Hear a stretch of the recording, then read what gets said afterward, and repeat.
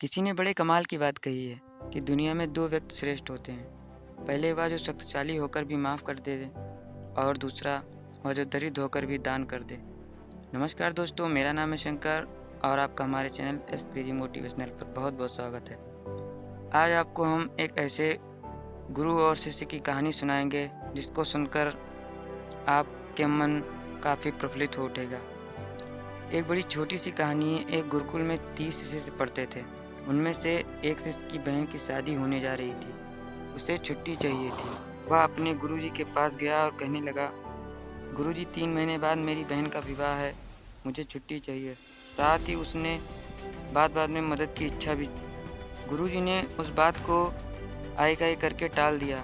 गुरुजी का उनके प्रति एक उपहार था कि जब शादी की तारीख पास आने लगी तो गुरुजी ने उसे बुलाया और कहा, बेटा छुट्टी चाहिए, चले जाओ और एक किसी शिष्य को ले जाओ अपने साथ ताकि तुम्हारी मदद कर सके।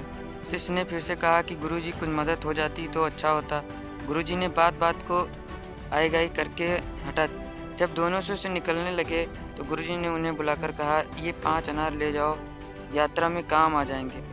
अब आपके मन में एक विषय जरूर आएगा कि जिस बहन की शादी थी वह अपने मित्र से कहने लगा, देख रहे हो कैसे गुरुजी हैं, अपना सब कुछ समर्पित कर दिया और मदद मांगी। इतना सब कुछ होने के बाद इनके पास इतना बड़ा गुरुकुल है, मदद मांगी तो मुझे 5 अनार दे दिया।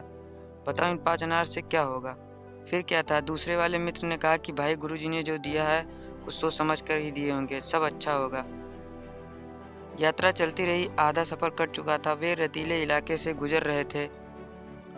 जब ये दोनों वहां विश्राम करने के लिए रुके तभी इन्हें मुनियादी की आवाज़ सुनाई दी। राजा एक व्यक्ति आकर के ढोल बजाकर के चिल्ला करके कह रहा था कि क्या किसी पास में अनार है। दोनों शिष्य एक दूसरे को देखने लगे।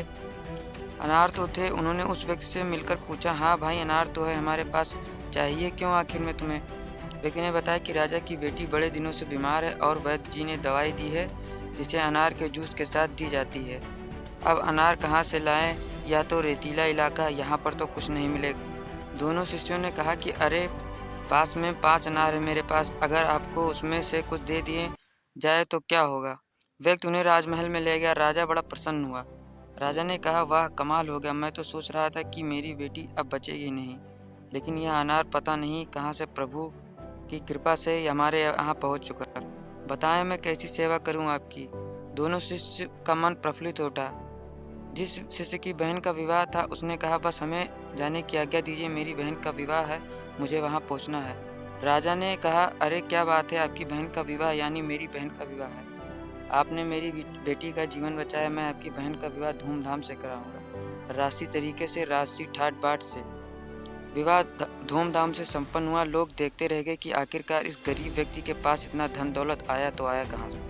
जब वापस से गुरुकुल की ओर जा रहे थे तो मित्र ने अपने शिष्य से, भाई मैंने कहा था ना, गुरुजी ने जो भी कुछ दिया होगा वो बहुत सोच समझ के दिया होगा। वो कहते भी हैं कि ऐसे नहीं कहते, उनकी योजना बहुत कमाल की होती है। उन्होंने 5 अनार दिए तो कुछ सोच समझ के दिए होंगे। तो दोस्तों इस प्रकार यह कहानी यह बताती है कि प्रभु की योजना सर्वश्रेष्ठ होती है। प्रभु पर छोड़ दीजिए, अपनी ओर से सोचना बंद कर दीजिए, क्योंकि कई बार हम जीवन में घबराने लगते हैं कि भगवान मेरे साथ ऐसा क्यों कर रहा है। आप और हम तो थोड़ी ही दूर का देख रहे हैं, देखने वाला तो बहुत दूर का देख रहा होगा।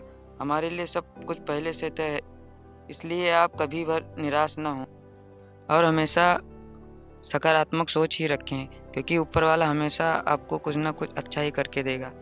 तो दोस्तों कैसी लगी ये स्टोरी। अगर आपको ये स्टोरी अच्छी लगी हो तो प्लीज़ हमारे चैनल को सब्सक्राइब कर लेना ताकि आने वाली कोई भी अगली स्टोरी आपसे मिस ना हो। धन्यवाद। जय हिंद।